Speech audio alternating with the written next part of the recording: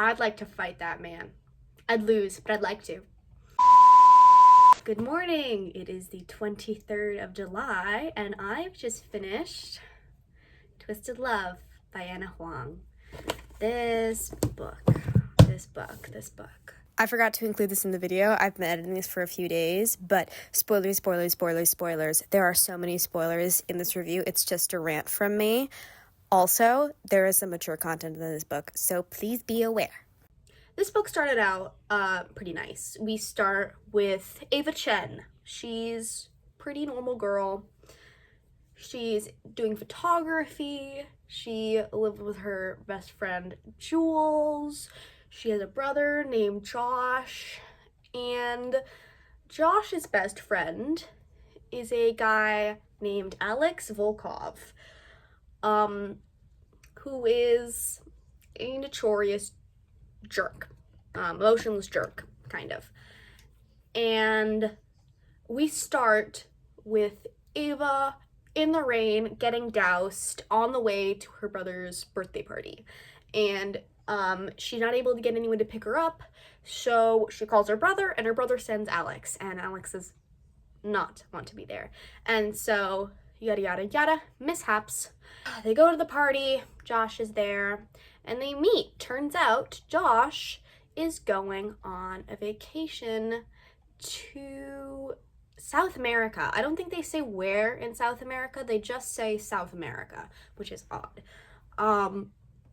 But Josh is a very overprotective older brother, like the stereotype of like, don't touch my little sister kind of thing. Like, that's Josh. And so he needs someone to watch after his fully grown sister while he is on vacation. And he chooses Alex for that job. Alex is also rich, and he has connections, and he's very frightening.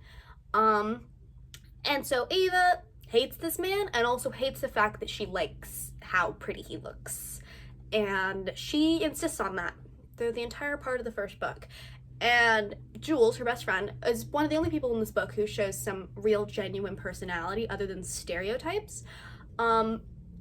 Jules also thinks he looks pretty and thinks Ava should go for it, and Ava's like, no, he's awful. But Jules, Ava, and their two other friends, Stella and Bridget, decide on a plan to try to get him to feel things, because apparently he has trouble feeling things.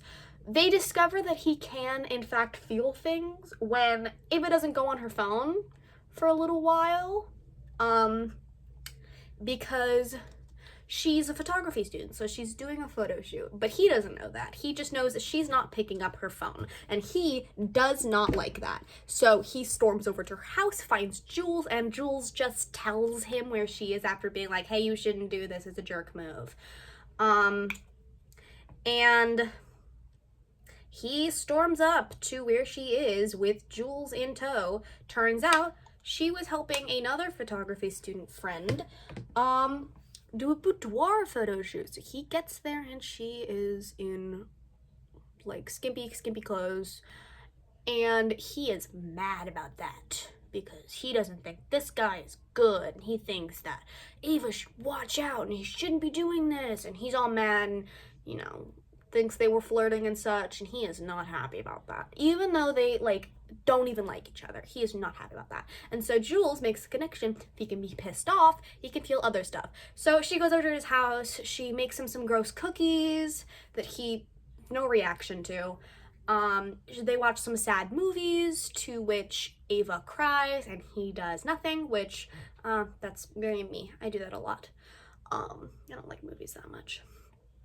But that happens, and then there's some other hijinks, but he ends up sleeping in her house. Turns out they both have dark, twisted backstories. So Ava's backstory is that she was drowned as a child. She's terrified of the water. She's terrified of thinking of the water because when she was really little, she was drowned and almost died. And so she can't remember anything from before that, but she has these twisted night terrors where she just relives the same thing over and over again, over and over and over. And Alex's backstory is that his parents were shot and killed in front of him. So both these people have been going through some stuff. He has a highly superior memory, something called HSAM. So apparently, I looked into it, it's really, really rare. A few cases across the world, but apparently he's one of them. He calls it a highly superior memory, and I think it's just a plot device for the author to use. How we get Ava flashbacks is from her traumatization, but from Alex, it's because of his highly superior memory, which she could have just said the same thing. But I guess she wanted to have two different reasons for them. And so he comforts her after her night terror. And so it's like these little tiny cute moments, but he keeps showing these like alarming traits. I'm doing this with my hands covered in sunscreen, and I do not like that. So Alex has this girl, Madeline. Madeline is, think prissy blonde, think like Chloe Bourgeois from Miraculous Ladybug. I'm gonna do a Miraculous Ladybug video at some point because I love Miraculous Ladybug. I think that's good. And they have kind of a friends with benefits situation, except they are not friends. He doesn't like her at all, but she likes him, and he's all doing, like, all over Ava in the way of, like, leave her alone, she's mine, rah, rah, rah. And so he turns her down, and she gets pissed off at this, and so, they're having these cute moments, and she pushes her in the pool. Sorry, I'm looking over this. Yeah. Pushes her in the pool. And she almost drowns. There's also like a photo shoot somewhere in there. Little tiny moments. I don't like that, man. I'm not really interested in that. And Alex is watching this on like Instagram Live or something like that, which is a weird thing for him to do. Apparently he just stumbled upon it and saw her getting pushed into a body of water. I was so sure that like mentally that was gonna be the end of her, because we've seen previously how just thinking about water is horrifying for her. Apparently she can't even stand it a little bit, like just thinking about it. Night terrors, panic attacks, the works. And so I was thinking this is gonna be the end, but nope, he jumps in to save her, and he gets pissed off at the girl who pushed him and basically says he's going to not end her life literally, but end her life as in she won't have a way of living the way she is. He's going to ruin her and her family's livelihood. Red flag number 1. Jerk move. I don't think it warrants that. And so then afterwards, she gets all vulnerable to him and she asks, hey, can you teach me how to swim? And so that is what they do. And she falls in love with him. Key part of that. She falls in love with him. At some point in this, you also meet Ava's dad, who's this like stoic father figure who's kind of a workaholic a little bit. So is Alex, but yeah, just kind of, he's important later, but he's kind of like just there. They have dinner together. It's kind of a strained relationship, and Ava's mom is dead. Her mom is dead, and Alex's whole family is dead. Yay. No, yay. It's very sad. So they're having Thanksgiving together. This is after they have, okay, this is very important. Throughout the story, a pattern for him is his I own you thing, because it's a trope. It's a common trope in media. So the author clearly wanted to have the I own you trope. And I don't think it's delivered right. I don't think, it just comes off as creepy and abusive and not nice. Oh my gosh, try to be scared. And I don't think anyone really, I don't vibe with it. I don't think anyone else vibes with it, except for people who are into that kind of stuff, which you do you, boo. But he's very I own you about her. Even when they barely met each other, and he's just watching over her, like making sure she doesn't have sex with anyone, get back with her abusive ex-boyfriend. That's not really an important plot point, but it's just another thing to make him mad. I think just another obstacle for him to overcome in his quest for Ava. That was way too much. I can fix this. But yes, not he violates what she wants for what he thinks she needs, and what he thinks she needs is whatever he wants. But he was showing some key moments, and so I was partially in on it a little bit. I could see what the author was getting at, and so I was like, okay, I can maybe get behind this. Turns out, no, I could not. It got worse. I'm putting on way too much makeup for this face. But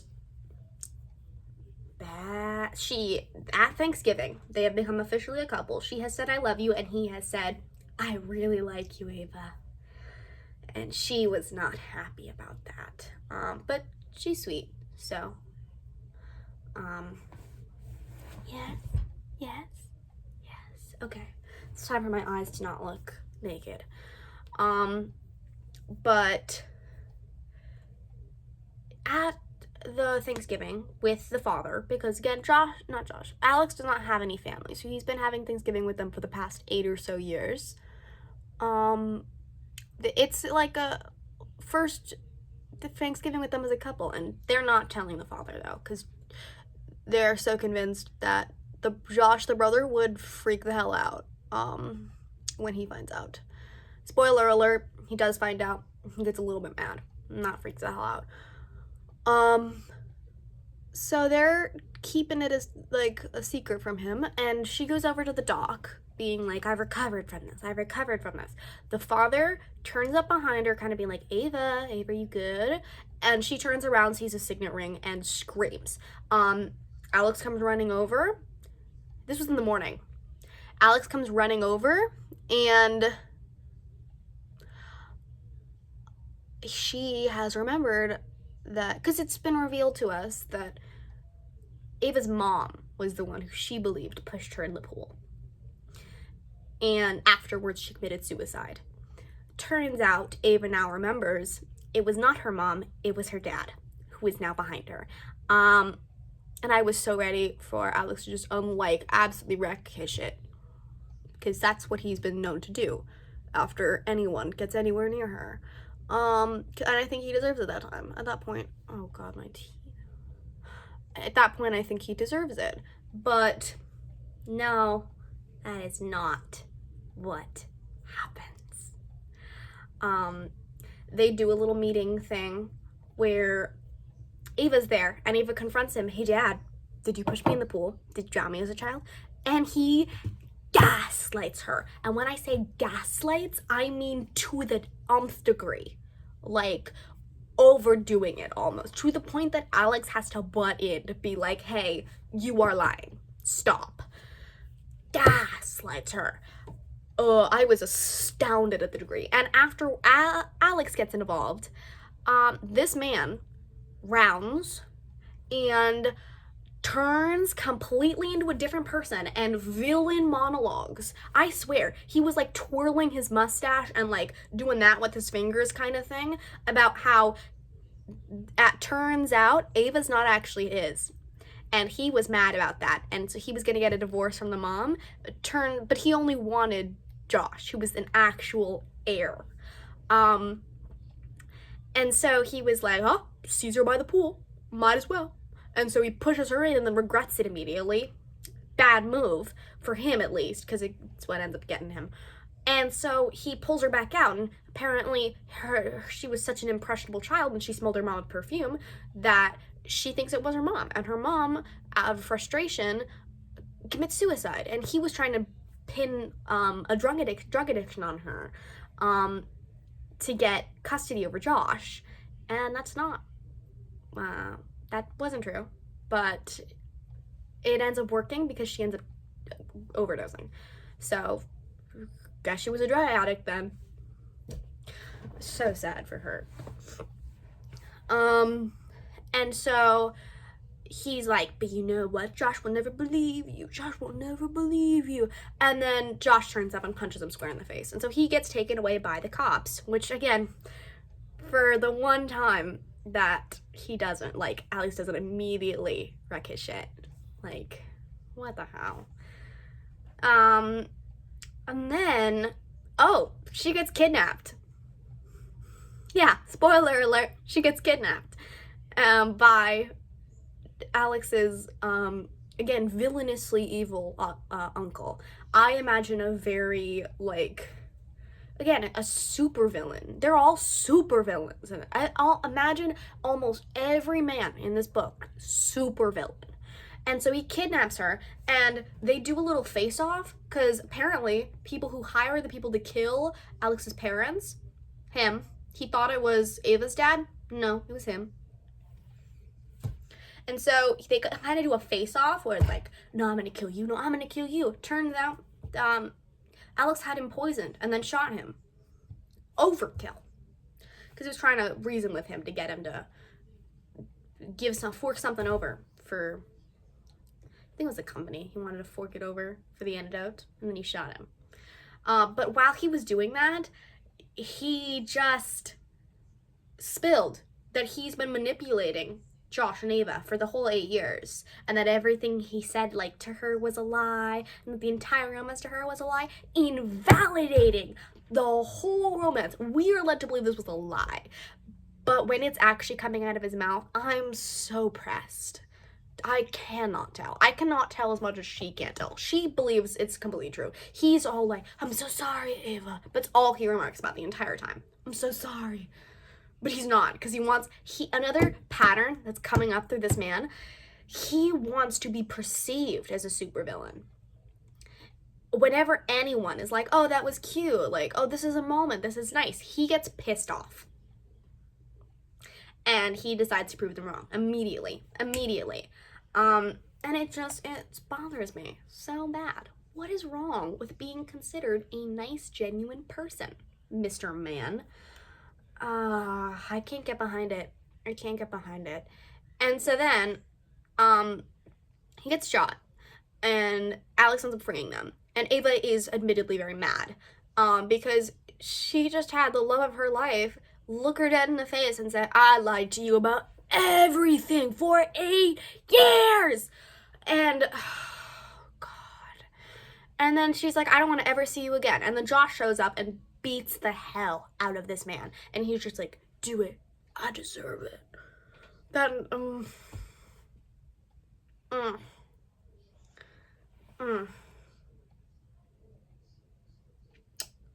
I do not like that man.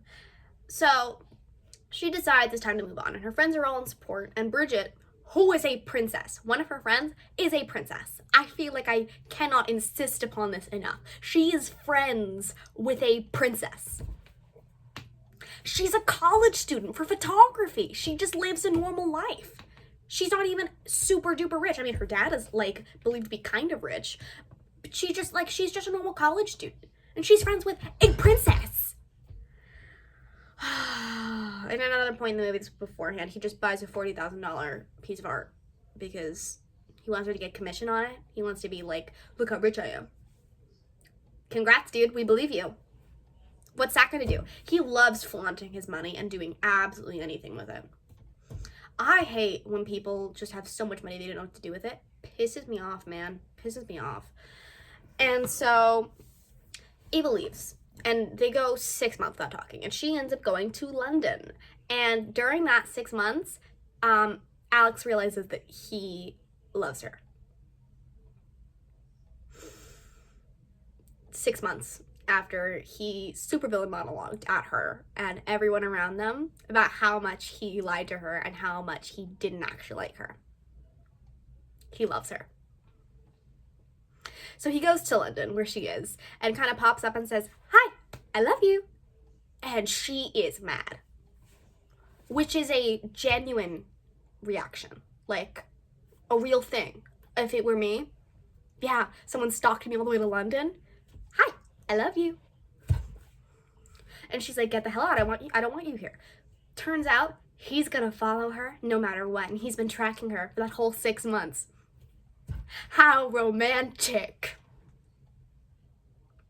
I'd like to fight that man. I'd lose, but I'd like to. And so he basically says, it's okay if you don't love me, because I'll continue waiting for you. And by waiting for you, I mean stalking your every move. And I mean killing any man who ever talks to you. Can you see? Can you see how much I'm enjoying this? Can you see how much fun this is? Can you see how much I'm involved in this man? How much I think he's the best? I hate him. I hate him so bad. And so they go, I think, another 6 months of him just being there around her and her being pissed because he ruined her life. And then he sings at her in public in front of everyone, because before they'd been at a karaoke thing and she was like, hey, Alex, sing, in a romantic thing, and he was like, no, I don't sing. And so he sings at her in public in front of everyone. Disgusting. And she falls into his arms because she was gonna fall in love with him at some point, or she was gonna die alone.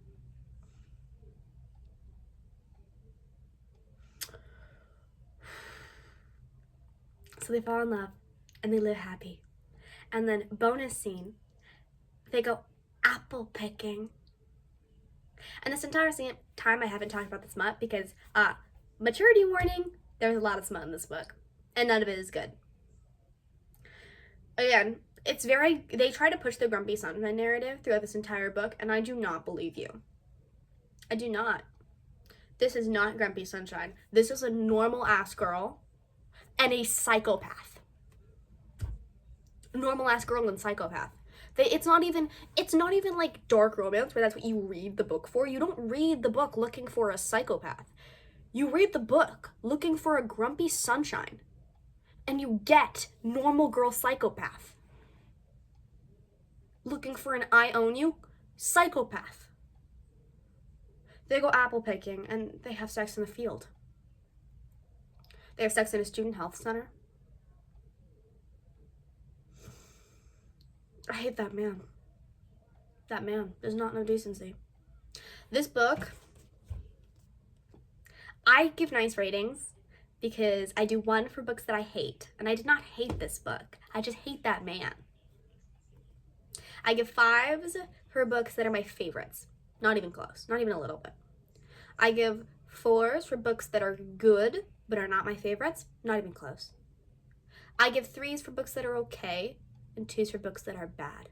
This book is a 2.5-ish. Again, my rating system is very flimsy and very vibes based. I read this book before, but I think I was just reading it for the smut. And so I was like, okay, this is a fine book. This is okay. I barely read the smut. Because I didn't enjoy it and I didn't want it. I didn't want that to be happening at that point. I wanted her to leave him. Or wanted him to show some genuine emotion. That would be the one thing he couldn't do. Maybe this just isn't my kind of book. Maybe I just like a sweeter man, like a more genuine man. But I've read dark romances that I've enjoyed. And this isn't even a dark romance. This is just an asshole. If I met this man in person, I'd fight him. If one of my friends was dating this man, I'd plead with her.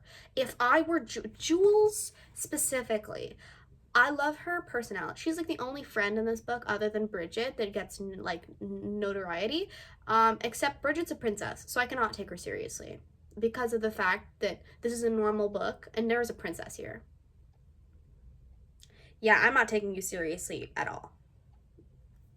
But Jules is a normal girl. She's described as looking like Jessica Rabbit. She has a fiery personality. Her and Josh don't get along. And so Jules insists on him. None of her best friends, except for maybe Stella, but Stella just seems kind of worried that he's like kind of emo-ish. You might be getting yourself into something you don't know what you're getting into. Bridget stays neutral until the end, and then she just hates him. She feels, however, Ava feels, which is very princess of her. But Jules likes him because she thinks he's hot-ish. I like Jules. I think she's a great character because she feels different. Ava feels real-ish. Emphasis on the ish. Jules feels like a real person in the way of, like, she has traits. Like, Ava's just a girl. I wouldn't even describe her as a sunshiny girl. She's a girl with traumatic backstory. She gives very Mary Sue. Very much. She just, like, it would be like if you just, like, in a book, if this book feels like it was designed around Alex. Like, they were like, we're gonna make this book about a man. And this man, yada, yada, yada. Nothing about the girl. And they're just like, his name is going to be Alex. And this feels like a book where they did not come up with her name or her backstory or her plot until very late on. I wish. I mean, I wish I got a better personality trait from her. Or I wish I got some more fight from her. Except during the end, which I think anyone would give a fight at that point. But Alex was like had traits. Josh had traits. The father had traits. I don't know if Ava has that many traits. Jules has traits. And one of her traits is being in favor of him, even though I think that's the worst decision on a man. I would be begging and pleading with, if I knew Ava and I was in that friend group, begging and pleading for her to find someone better. Because she could do better, except for the fact that as soon as she got romantically involved with him, that was it. Because he owns her. God, this book makes me mad. I did believe that these characters were real for a second, and then I remembered I was reading a book. And then, I didn't like it. I want a book I can fall into, like, that I can dream about and really think about. Not this book. This book, I don't believe a second of it. Not even a little. This was the book. It wasn't even a good book. It was just a book. But if you like it, I could see why, maybe, depending on how heavy of a reader you are. I think it really just depends on what you're going into the book for. Because if your expectations are specific, you're looking for, like, when I came into this book and I was looking for smut, I got it. But that's not what I was reading this book for. I was reading this book for a couple I could get behind, for a narrative I appreciated, and I didn't get that. And it felt it felt very crammed into the last section of this book. It all happened near the bottom part. The first part was just, I mean, I appreciate that we took time to get to thaw him a little, but then it was completely undone by what he did at the end. So, I don't know what that was about. But